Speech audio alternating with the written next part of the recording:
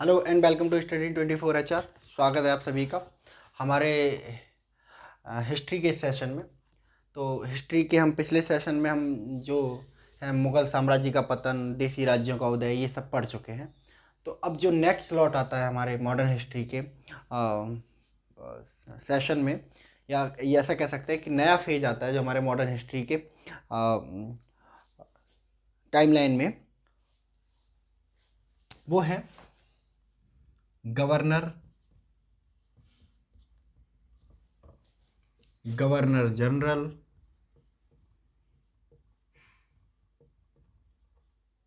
और वायसराय। इतिहास। ठीक है, तो इतिहास के आज के सेशन में हमारा जो टॉपिक होगा गवर्नर, गवर्नर जनरल और वायसराय।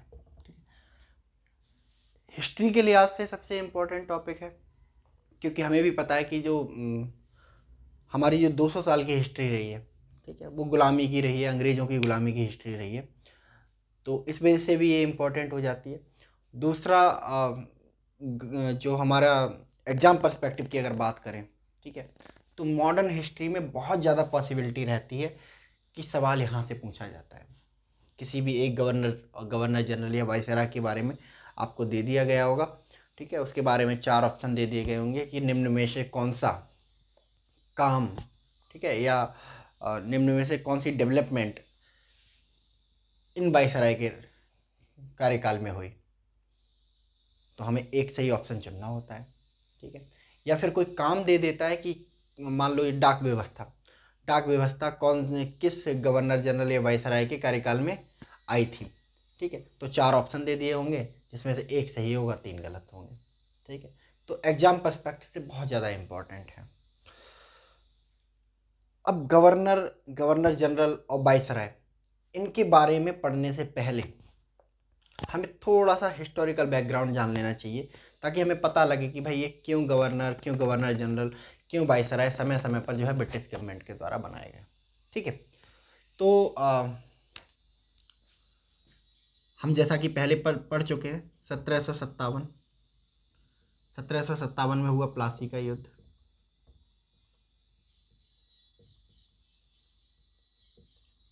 ठीक है। प्लासी का युद्ध हुआ। प्लासी के युद्ध में अंग्रेजों ने किसको हरा दिया? बंगाल का जो नवाब था सिराजुद्दौला। मतलब किन के बीच में हुआ था ये? ईस्ट इंडिया कंपनी, जिसको शॉर्ट फॉर्म में हम EIC भी बोलते हैं, East India Company versus Bengal का नवाब जिसका नाम था सिराजुद्दौला,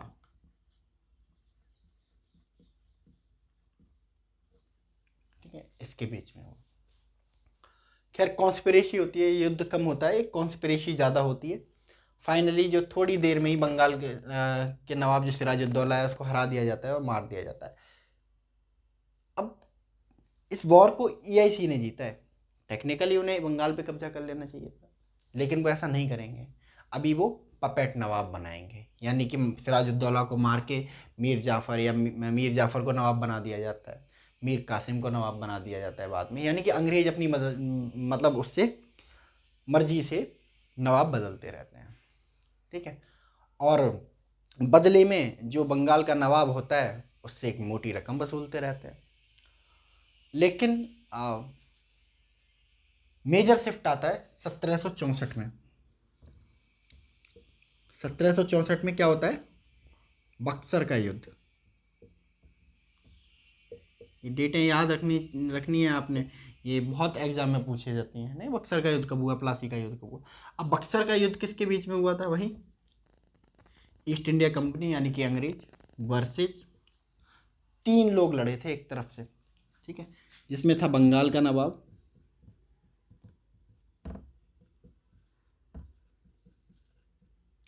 ठीक है, प्लस अवध का नवाब, प्लस मुगल बादशाह, मुगल बादशाह, ठीक है। 3 बड़ी फोर्सेज ईस्ट इंडिया कंपनी के खिलाफ लड़ रही थी, और इस युद्ध का रिजल्ट क्या होता है? ईस्ट इंडिया कंपनी जीत जाती है, विनर। जीत जाती है इस युद्ध को। ठीक है, अब उन्होंने ईस्ट इंडिया कंपनी ने सोचा 1757 में भी हम जीते। ठीक है, हमने डायरेक्ट कंट्रोल नहीं लिया, उसका रिजल्ट क्या हुआ, बक्सर का युद्ध हो गया। जो बंगाल का नवाब था वो फिर से बगावती हो गया, फिर से हमें लड़ाई लड़नी पड़ी। तो ईस्ट इंडिया कंपनी ने सोचा कि बार बार नहीं। ठीक है, तो जब फाइनली जब ये युद्ध हार जाते हैं तो हारे हुए लोग क्या करते हैं, ट्रीटी करते हैं, संधि करते हैं। ठीक है, तो 1765 में होती है इलाहाबाद की संधि।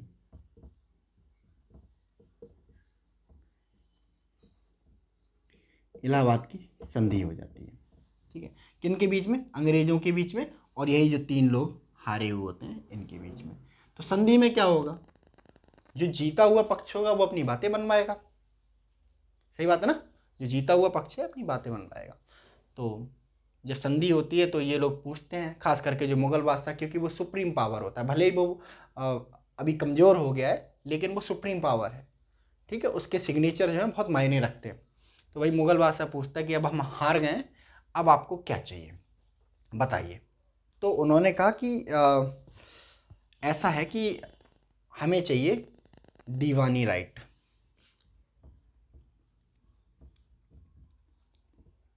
दीवानी अधिकार, अधिकार यानी कि कर वसूलने के अधिकार दे दो हमको, हम वसूलेंगे कर।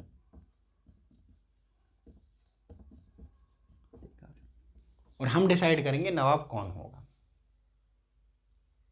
ठीक है, अब ये संधि करने के लिए आया कौन था अंग्रेजों की तरफ से। अंग्रेजों ने बक्सर का युद्ध जीत लिया, 1765 में इलाहाबाद की संधि होने लगी, तो एक एक्सपीरियंस आदमी को भेजना था। ठीक है, इसके बीच में भेजा गया रॉबर्ट क्लाइव को, तो उसने ये संधि क्रैक की। ठीक है, उसी की लीडरशिप में ये संधि हुई और मुगल बादशाह से ईस्ट इंडिया कंपनी ने दीवानी अधिकार ले लिए, कर वसूलने के अधिकार ले लिए। ठीक है, नवाब बनाए जाने लगे। अंग्रेज अपनी मर्जी से हटा बनाते थे, अपनी मर्जी से हटाते थे, यानी कि अब एक तरह की मोनोपोली हो गई बंगाल के ऊपर कम से कम। ठीक है, अब भाई जब मोनोपोली हो जाएगी, जब किसी का शासन हो जाएगा, तो वो लोग आएंगे और अपना एक सिस्टम बनाने की कोशिश करेंगे, यानी कि एक सुप्रीम पावर होगा, एक थोड़ा कम पावरफुल होगा, एक सिस्टम होगा। ठीक है, आपने देखा होगा फैमिली में भी हमारे एक सिस्टम होता है कि जो फैमिली में मोस्टली जो मम्मी पापा होते हैं उनके ऑर्डर माने जाते हैं, बच्चे उनके ऑर्डर फॉलो करते हैं। ठीक है, जो छोटे बच्चे होते हैं वो अपने बड़े भाई का ऑर्डर फॉलो करते हैं। ठीक है, भाई जो होता है बड़ी बहन का ऑर्डर फॉलो करता है। तो एक सिस्टम होता है हर जगह, तो इन्हें भी एक सिस्टम चाहिए था। इन्होंने मोनोपोली तो ले ली, इन्होंने अधिकार तो ले लिया, जीत को तो गए, लेकिन एक सिस्टम इन्हें चाहिए था। इन्हीं सिस्टम्स को बनाए रखने के लिए, और इन्हीं सिस्टम्स में सबसे ऊपर जो पोस्ट होती थी उसको ही कहते थे governor, governor general, viceroy. Time time पे चेंज होते रहे, पहले गवर्नर होते थे, बाद में इस पोस्ट का नाम बदल के गवर्नर जनरल कर दिया गया, बाद में इस पोस्ट का नाम बदल के वायसराय कर दिया गया। ठीक है, तो ये है जो एक हिस्टोरिकल बैकग्राउंड है कि क्यों भाई अंग्रेजों को जरूरत पड़ी गवर्नर की, गवर्नर जनरल की, वायसराय की। ठीक है, तो इन्हीं गवर्नर, गवर्नर जनरल और वायसराय को हम पढ़ेंगे लिस्ट बाय लिस्ट।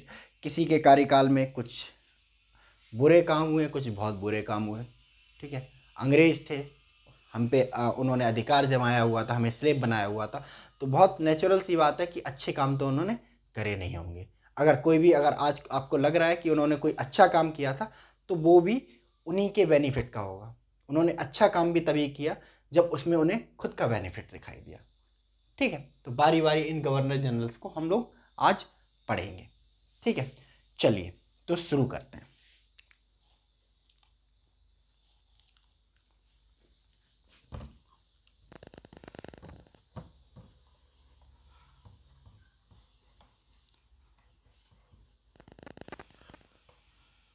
चलिए, तो गवर्नर की लिस्ट में सबसे पहला नाम जो आता है वो आता है रॉबर्ट क्लाइव का। ठीक है, इन्हीं को बना के भेजा गया था कि जाओ भाई इलाहाबाद की संधि करनी है, और इलाहाबाद की संधि आप कर लो जो है मुगल बादशाह के साथ में। ठीक है, तो लेटर ऑन जब इन्होंने संधि कर ली तो इन्हीं को बंगाल का पहला गवर्नर बनाया गया। तो रॉबर्ट क्लाइव के बारे में पहला फैक्ट क्या है कि ये थे बंगाल के पहले गवर्नर, यानी कि प्रथम गवर्नर।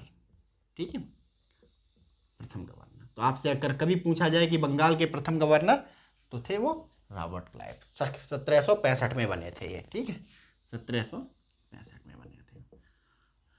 रॉबर्ट क्लाइव के बारे में अगर बात करें तो रॉबर्ट क्लाइव एक ऐसा पर्सन था जो बहुत नीचे से उठ के आया था, यानी कि इसने ईस्ट इंडिया कंपनी में जब नौकरी स्टार्ट की तो एज ए क्लर्क स्टार्ट की थी, एज ए क्लर्क स्टार्ट की थी।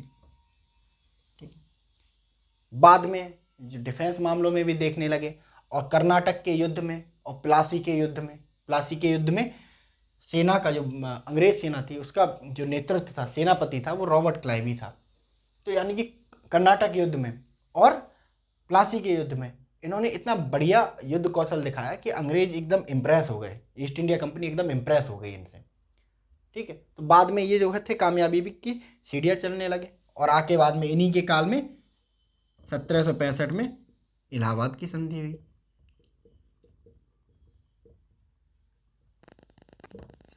जैसे यूपीपीसीएस में एक बार क्वेश्चन पूछा गया था कि 1765 में इलाहाबाद की संधि हुई, किसके काल में हुई थी? तो रॉबर्ट क्लाइव के काल में हुई थी।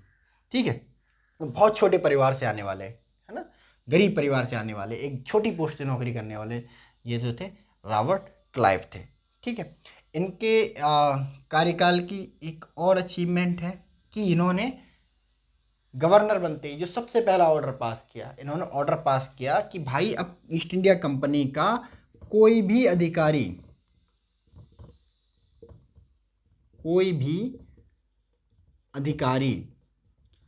अब, ठीक है, व्यक्तिगत, पर्सनल है, व्यक्तिगत मतलब पर्सनल, व्यक्तिगत व्यापार नहीं करेगा।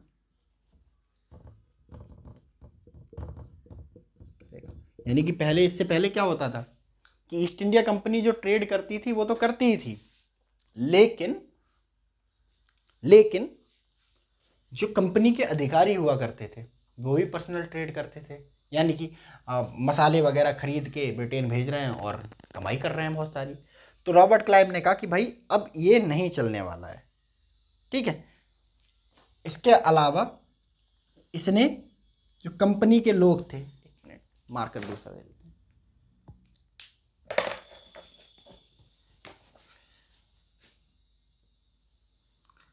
कंपनी के लोग थे उनको सीधे बोला कि अब आप गिफ्ट वगैरह नहीं लोगे, उपहार वगैरह नहीं लोगे। उपहार लेने पर लगा दिया प्रतिबंध।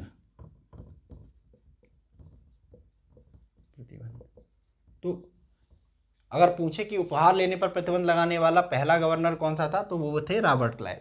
ठीक है, और उपहार लेने पर से प्रतिबंध नहीं लगाया, उन्होंने बोला कि आप तो उपहार लोगे ही नहीं, प्लस मैं भी उपहार नहीं लूँगा, खुद के ऊपर बैन लगा दिया। ठीक है, प्लस एक और अचीवमेंट इनके नाम है कि इन्होंने सोसाइटी ऑफ ट्रेड की स्थापना की, सोसाइटी ऑफ ट्रेड नामक एक ऑर्गेनाइजेशन की स्थापना की।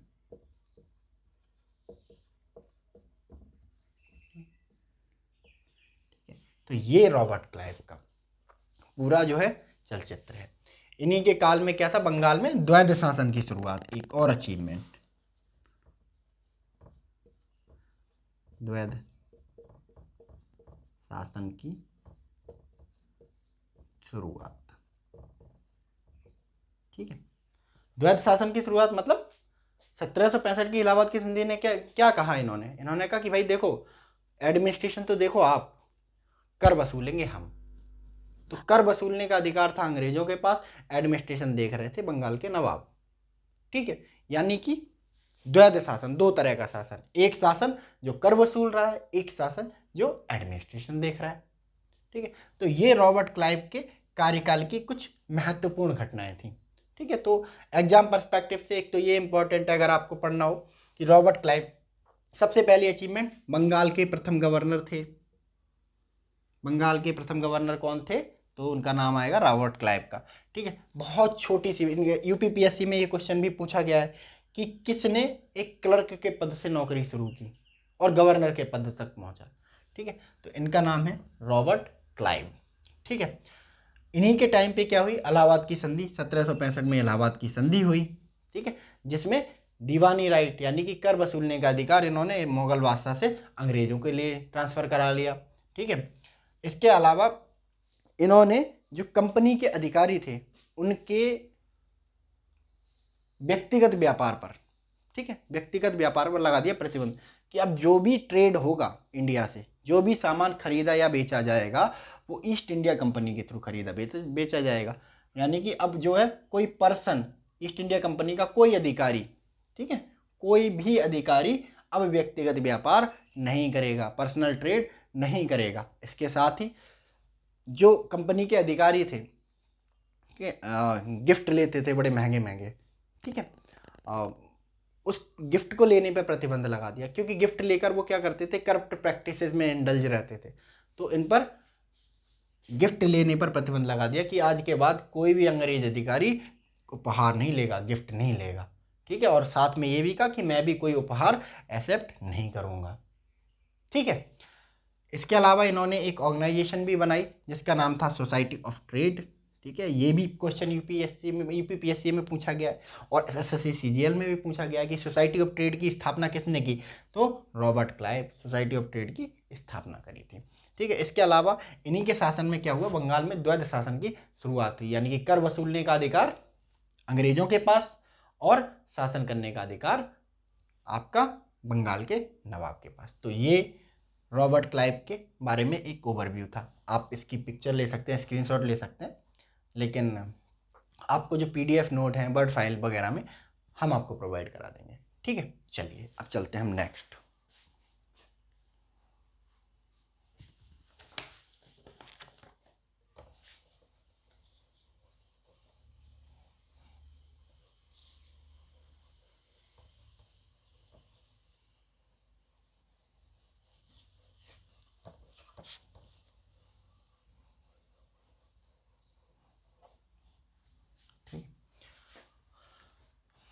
बंगाल में दूसरे जो बन के आए, दूसरे गवर्नर जो थे वॉरेन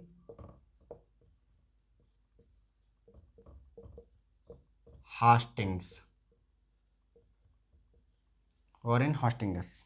ठीक है, ये रहे 1772 में आए हैं ये, और रहे हैं 1785 तक। ठीक, रॉबर्ट क्लाइव के साथ केवल एक समानता रखते थे कि ये भी एक क्लर्क के रूप में आए थे, एक क्लर्क के रूप में इन्होंने अपना करियर शुरू किया था। ठीक है, क्लर्क के रूप में अपना एक करियर शुरू किया और गवर्नर के पद तक पहुंचे, यानी कि बहुत डाउन टू अर्थ थे ये भी, मतलब बहुत नीचे से इन्होंने शुरुआत की। इनकी दूसरी क्वालिटी क्या थी कि ये बहुभाषाविद थे, मतलब बहुत सारी भाषाएं एक साथ बोल सकते थे, बहुभाषाविद थे।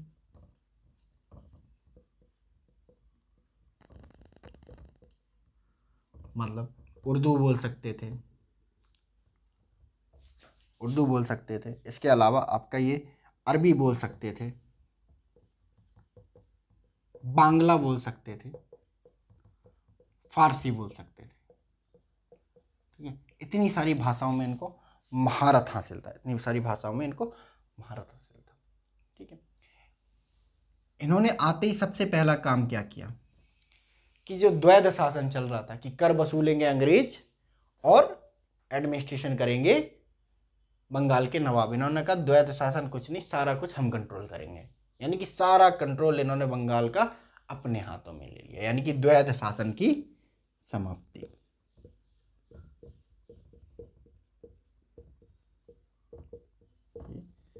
समाप्ति यानी कि द्वैध शासन की समाप्ति किसके काल में हुई, तो आपका जो आंसर होगा वो होगा वॉरेन हेस्टिंग्स। ठीक है, इन्होंने क्या करा, एक नीति अपनाई डिफेंस के लिए जिसका नाम था ring of fences, ring of fences. Okay, ये पूछा गया एग्जाम में, याद रखेंगे। तो रिंग्स ऑफ फेंसेस की नीति अपनाने वाला गवर्नर कौन था भाई, वॉरेन हेस्टिंग्स था। रिंग ऑफ फेंसेस की नीति क्या कहती थी कि भाई जहां आप रहते हो ना उसके चारों ओर अपने दोस्त बना लो। ठीक है, दोस्त बना लो, दुश्मन कोई नहीं, इन्वेड करेगा तो सबसे पहले इन्हें इन्वेड करेगा, आपकी हेल्प के लिए आ जाएंगे। यानी कि आक्रमणों से बचने के लिए अपने दोस्तों के बीच में रहो। ठीक है, इन्हीं के काल में क्या हुआ, 1773 का रेगुलेटिंग एक्ट आया।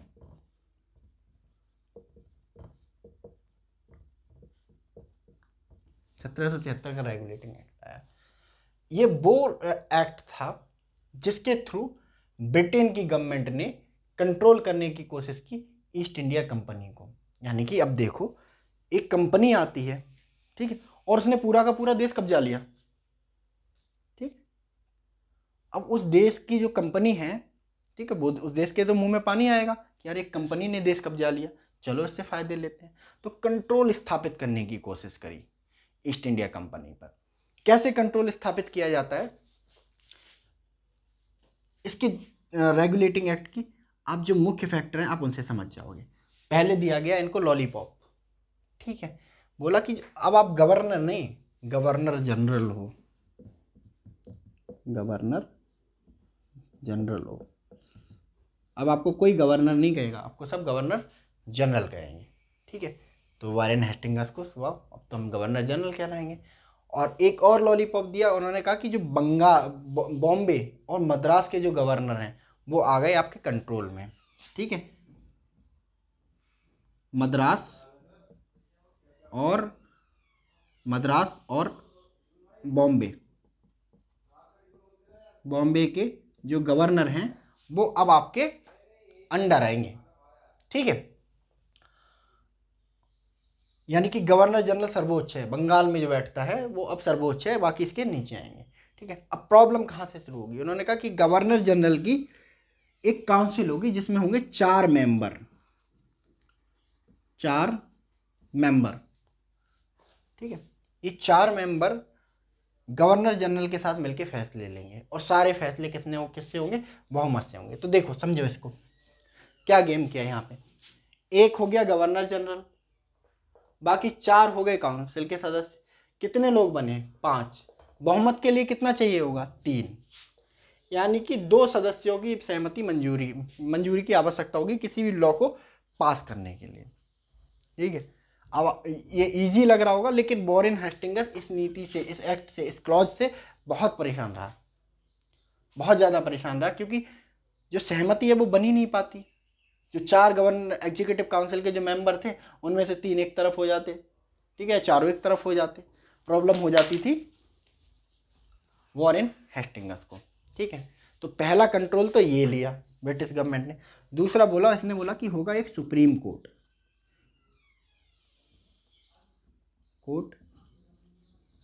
इन कैलकाटा, कलकत्ता में एक सुप्रीम कोर्ट बनाया जाएगा। उन्होंने कहा बहुत बढ़िया बात है, अच्छी बात है, सुप्रीम कोर्ट बने। ठीक है, जिसमें एक चीफ जस्टिस होगा, सुप्रीम कोर्ट में एक चीफ जस्टिस होगा और 2 अदर जजेज होंगे। यानी कि कुल मिला के 3 न्याय करने वाले लोग होंगे, 3 जस्टिस करने वाले लोग होंगे, ना कोई इशू नहीं। अब इशू कहाँ आएगा, कहेंगे भाई ये जो न्याय करने वाले लोग हैं, ठीक है, सुप्रीम कोर्ट है, वो ईस्ट इंडिया कंपनी के जो मेंबर हैं, अधिकारी हैं, उनके खिलाफ मुकदमों को भी सुनेगा। प्रॉब्लम यहाँ शुरू हुई। अब क्या होता था कि भाई कोई भी पर्सन अगर उसको कुछ लगता था कि कोई गड़बड़ है, या फिर जो ईस्ट इंडिया कंपनी के लोग परेशान करते थे, वो चले जाते थे सुप्रीम कोर्ट। ठीक है, सुप्रीम कोर्ट चले जाते थे वो लोग, और बहुत सारे ईस्ट इंडिया कंपनी के अधिकारी जो थे सुप्रीम कोर्ट के फेर में पड़ गए। ठीक है, और इस सुप्रीम कोर्ट को ये भी अधिकार था कि भाई जो गवर्नर जनरल है उसको भी क्वेश्चन कर सकता है ये। ठीक है, तो एक तो आई फिर ये प्रॉब्लम। ठीक है, और एक और अचीवमेंट थी कि इन्होंने भू राजस्व व्यवस्था अपनाने की कोशिश की। भू राजस्व व्यवस्था हम लोग पढ़ेंगे डिटेल में। भू राजस्व व्यवस्था ये कहती है कि भाई खेती से टैक्स वसूलना है। अब हर किसान के पास जा जाके टैक्स वसूलें, टाइम लग जाता था, उसमें काफ़ी थोड़ा थोड़ा आता था। तो उन्होंने कहा कोई ऐसी व्यवस्था बनाते हैं कि सारा सिस्टम हमारे कंट्रोल में आ जाए और एक बार में हमारे पास टैक्स वो आए। तो ये भू राजस्व व्यवस्था भी इन्होंने अपनाने की कोशिश की, जिसको इन्होंने इजारेदारी प्रथा भी कहा। इजारेदारी प्रथा भी कहा, ओके। इजारेदारी, हालांकि ये बाद में सफल नहीं हुई, बाद में बंद हो गई, ठीक है। और अगर इनकी अदर अचीवमेंट्स की बात करें तो इन्होंने डाक व्यवस्था की शुरुआत की भारत में। डाक व्यवस्था की शुरुआत कब करी थी? 1764 में। 1764 में इन्होंने डाक व्यवस्था की शुरुआत करी थी, ठीक है। 1764 में इन्होंने डाक व्यवस्था की शुरुआत करी।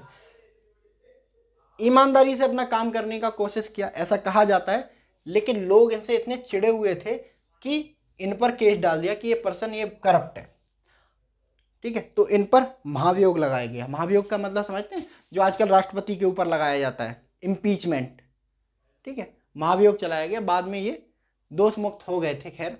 हाँ, लेकिन ऐसा पर्सन जिसने एक तरह से जो ईस्ट इंडिया कंपनी का करप्शन उसको कंट्रोल करने की कोशिश की, उस पर महाभियोग लगाया गया, ठीक है। एक नंद कुमार नाम का एक पर्सन था इंडिया में, उसने इन पर आरोप लगाया कि भाई ये जो पर्सन है ना, ये पर्सन बंगाल की बंगाल की जो बेगमें हैं, नवाबों की जो बेगमें हुआ करती थी, नवाब चले गए लेकिन बेगमें स्टिल थी, ठीक है। तो उनका रखरखाव करना पड़ता था। उनके रखरखाव के बहाने ये बहुत मोटी राशि ले लेता है ईस्ट इंडिया कंपनी से और खुद के अकाउंट में रख लेता है, खुद रख लेता है, उधर कुछ नहीं देता है, ठीक है। नंद कुमार ने आरोप लगा के सुप्रीम कोर्ट में केस कर दिया, लेकिन जो सुप्रीम कोर्ट के जो चीफ जस्टिस थे सर एलिजा इम्पे, ठीक है, अब वो तो ईस्ट इंडिया कंपनी के पर्सन है, गवर्नर जनरल को कैसे एग्जीक्यूट कर देंगे? उन्होंने उल्टे नंद कुमार को ही फांसी दे दी, नंद कुमार को ही फांसी पे लटका दिया, ठीक है। तो फिलहाल महाभियोग और सुप्रीम कोर्ट दोनों से ही बच गए, ठीक है। अब ये जो सुप्रीम कोर्ट है, एक फैक्ट और कर लेते हैं हम साथ में। सुप्रीम कोर्ट है जिसमें एक चीफ जस्टिस है, 2 जज हैं, तो ठीक है। इसमें जो चीफ जस्टिस बन के आए, पहले चीफ जस्टिस, इनका नाम था sir Elijah Impey, sir Elijah Impey, ठीक है। तो ये थे आपके वॉरेन हेस्टिंगस, ठीक है। तो वॉरेन हेस्टिंगस का अगर हम एक ओवरव्यू देखें, आप इसका स्क्रीनशॉट ले सकते हैं, ठीक है। आप इसका स्क्रीनशॉट ले सकते हैं, ठीक है। चलिए एक ओवरव्यू लेते हैं, क्विक रिवीजन। वॉरेन हेस्टिंगस 1772 से 1785 तक रहे, ठीक है। भारत के पहले बंगाल के पहले गवर्नर जनरल थे ये। अगर आपसे क्वेश्चन पूछा जाए कि बंगाल का प्रथम गवर्नर जनरल कौन था,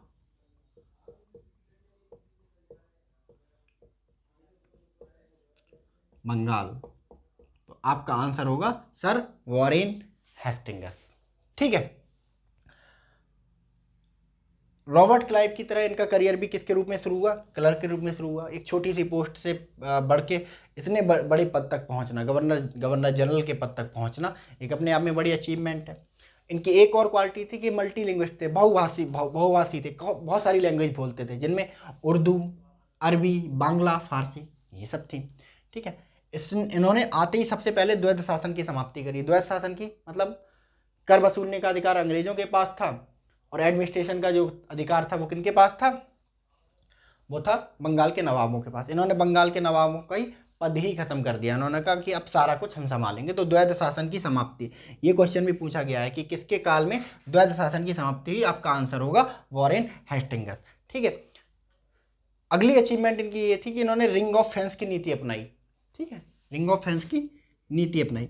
ये नीति क्या कहती थी कि दुश्मनों से बचने के लिए दोस्तों के बीच में रहो, यानी कि जहाँ रह रहे हो ना आसपास दोस्त बना लो, चाहे खरीद के बना लो, चाहे हरा के बना लो, चाहे कैसे भी बना लो, लेकिन आपके आसपास जो है दोस्त होने चाहिए, क्योंकि बाहरी आक्रमणों से आपको वही प्रोटेक्ट करने वाले हैं, ठीक है। तो इसी नीति को कहा गया रिंग ऑफ फेंस। ये क्वेश्चन एसएससी में पूछा गया है।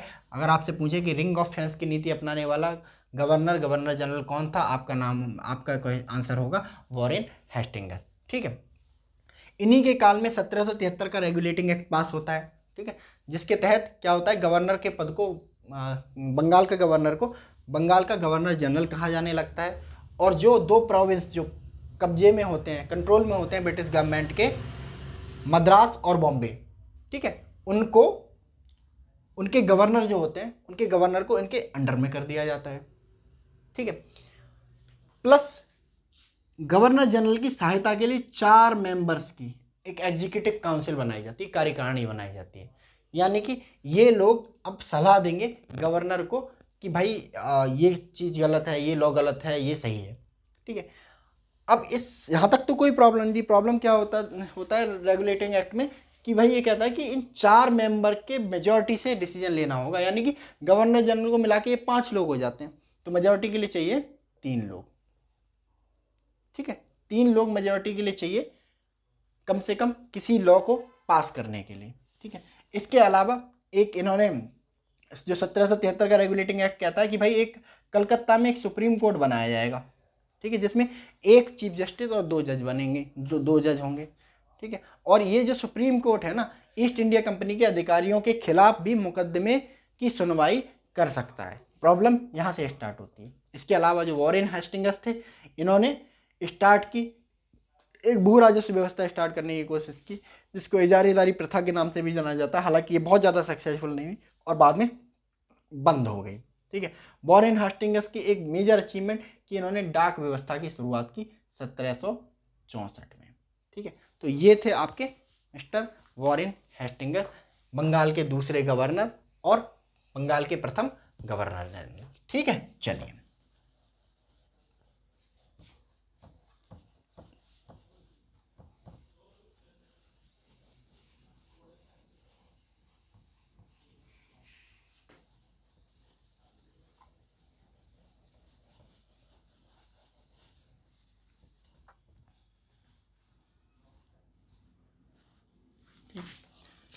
इसके बाद जो आते हैं थर्ड, लॉर्ड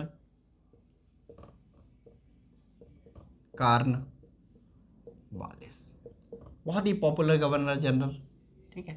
1786 से लेके 1793 के लिए आते हैं, ठीक है। अब इनको ईस्ट इंडिया कंपनी का जो है गवर्नर जनरल भारत में नियुक्त कर दिया जाता है, लेकिन ये मना कर देते हैं, ठीक है। ये बहुत ज़्यादा ओवर रेटेड, एक तरह से ब्रिटेन में ये हीरो की तरह इनको प्रोजेक्ट किया जाता है, क्योंकि अमेरिका में जो स्वतंत्रता संग्राम चल रहा था उसको कंट्रोल करने में इन्होंने एक अपनी बड़ी महत्वपूर्ण भूमिका निभाई थी। तो ये ब्लू आइड पर्सन थे, यानी कि ब्लू आइड का मतलब होता है आंखों के तारे, यानी कि सबके फेवरेट, ब्रिटिश गवर्नमेंट के फेवरेट। तो ब्रिटेन की गवर्नमेंट ने कहा कि ऐसा करो, अब आप इंडिया चले जाओ और वहाँ के गवर्नर बन जाओ। इन्होंने मना कर दिया कि मैं तो नहीं जाऊँगा, ठीक है। ब्रिटिश गवर्नमेंट ने पूछा कि भाई ऐसा क्यों, इतना बड़ा देश, क्यों नहीं जाना चाहोगे वहाँ पे? उन्होंने कहा वहाँ जाके क्या करना है, बैठना है क्या? तो उन्होंने कहा मतलब, उन्होंने कोई पावर तो है ही नहीं वहाँ के गवर्नर जनरल के पास। तो उन्होंने कहा कि भाई आपको कौन सी पावर चाहिए? तो इन्होंने कहा कि भाई हमें एक तो ये जो 4 मेंबर आपने बना के रखे हैं ना एग्जीक्यूटिव काउंसिल में,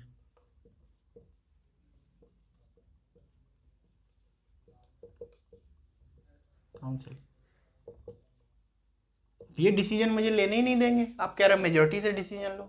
उन्होंने कहा ओके, और क्या प्रॉब्लम है? तो पहली प्रॉब्लम ये थी। दूसरी प्रॉब्लम ये थी कि उन्होंने कहा कि अगर मेरे को कोई अपने मन से काम करना हो तो क्या करूं मैं, ठीक है, अगर नहीं पट रही है तो क्या करूं मैं? तो उन्होंने कहा अच्छा ठीक है। नेक्स्ट प्रॉब्लम क्या है? उन्होंने कहा कि जब मेरे को बंगाल का गवर्नर जनरल बना के आप भेज रहे हो, मान लो एकदम से युद्ध हो गया, अब सेना तो मेरे कंट्रोल में है नहीं, तो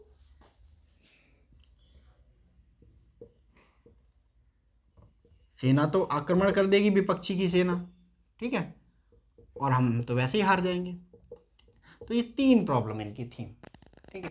ब्रिटिश गवर्नमेंट को इतने पसंद थे ये कि इनके लिए एक लॉ लाया गया 1786 का, और उसमें चेंजेस कर दिए गए।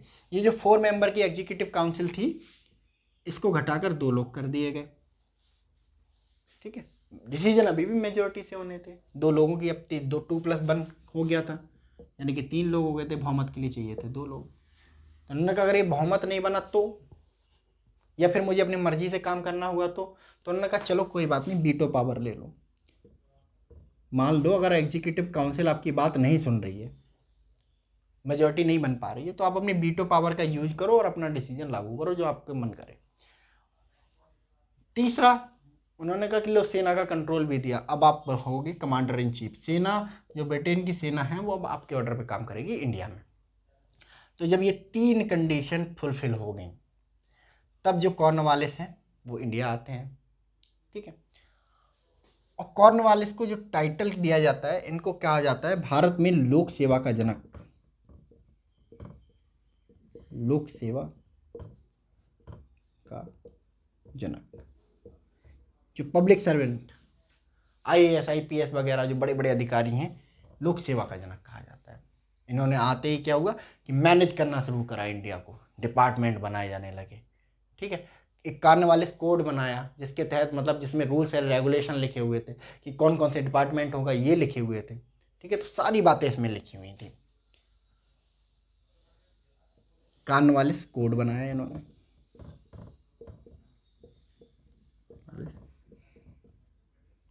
कोड बनाया।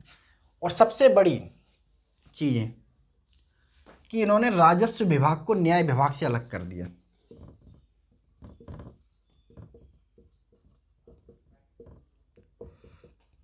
न्याय विभाग से अलग कर दिया कि भाई जो राजस्व विभाग है उसका काम कर वसूलना है। अब सेम पर्सन भाई टैक्स वसूल रहे हैं, वही न्याय कर रहे हैं। उन्होंने कहा इट्स नॉट फेयर। ठीक है, उन्होंने कहा सेपरेशन ऑफ पावर तो होना चाहिए। उस समय एक्चुअली इंग्लैंड में सेपरेशन ऑफ पावर का बड़ा बोलबाला था। ठीक है, कि ऐसा बोला जाता था कि कभी भी किसी व्यक्ति को इतनी पावर ना दो कि वो ऑटोक्रेट हो जाए। ठीक है, तो इस कॉन्सेप्ट के थ्रू राजस्व विभाग को जो था न्याय विभाग से अलग कर दिया गया। ठीक है, और एक सबसे मेजर डेवलपमेंट जिसके लिए इनको याद किया जाता है, भू राजस्व व्यवस्था इन्होंने अपनाई एक, जिसके थ्रू क्या हुआ था, एक एरिया में या एक गांव में एक जमींदार नियुक्त कर दिया जाता था। जमींदार, इस जमींदार से बोला जाता था कि भाई ये एरिया आपका है, ये गांव आपका है, अब इस एरिया से, इस गांव से इतना टैक्स हमें चाहिए, आप वसूल के दोगे, हमें नहीं पता कि कहाँ से वसूल के देते हो। ठीक है, तो जमींदार ने कहा ठीक है। उन्होंने कहा कि टैक्स नहीं भर पाए तो क्या होगा, उन्होंने कहा टैक्स अगर नहीं भर पाए ना तो आपकी ये जो ज़मीन है ना छीन के दे देंगे किसी और ज़मींदार को। ठीक है, तो ज़मींदार क्या करते थे, ज़बरदस्ती टैक्स वसूलते थे क्योंकि उनको ज़मींदारी जाने का डर रहता था। ठीक है, इसी ज़मींदारी व्यवस्था को बाद में क्या था कि टैक्स आने लगा इससे, क्योंकि ज़बरदस्ती वसूल रहे हैं। ठीक है, इसी व्यवस्था को बाद में स्थायी कर दिया गया और इसी व्यवस्था का नाम पड़ा बाद में स्थायी बंदोबस्त। ठीक है, 1793 में ये शुरू हुई। नेक्स्ट आपकी इनकी जो अचीवमेंट थी वो थी तृतीय आंग्ल मैसूर युद्ध। तृतीय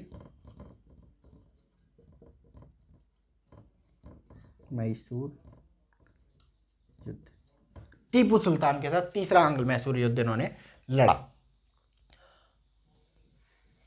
टीपू सुल्तान को जो था, जो फ्रांस के साथ अपनी बहुत ज़्यादा करीबी बढ़ा रहा था, उसको पहले इन्होंने अपने साथ मिलने के लिए कहा, लेकिन जब उसने मिलने के लिए मना कर दिया तो तीसरा आंग्ल मैसूर अटैक कर दिया मैसूर पे, और टीपू सुल्तान को हरा दिया गया। उसके जो बेटे थे उनको बना लिया गया बंदी, और बोला गया कि भाई या तो हमें मिल जाओ, ठीक है, या फिर हम के बेटों को मार देंगे। तो टीपू सुल्तान बोलता है कि भाई चलो इसमें कोई बात नहीं है, हम लोग कर लेते हैं एक संधि।